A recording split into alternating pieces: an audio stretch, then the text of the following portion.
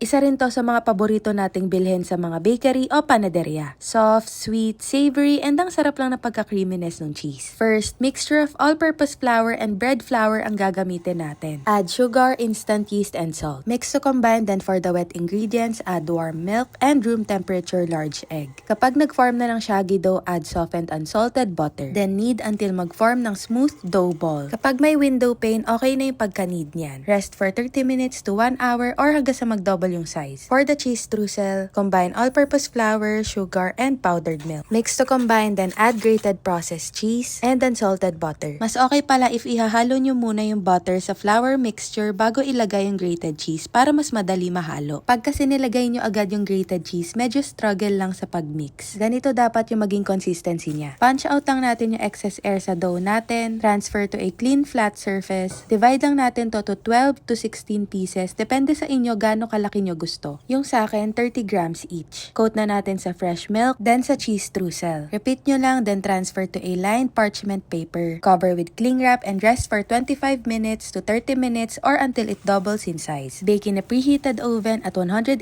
degrees Celsius for 18 to 20 minutes. Then ayan na, may cheese bread na tayo. Malambot, masarap, at syempre, perfect i-partner sa kape o tsaa. Kaya try nyo na!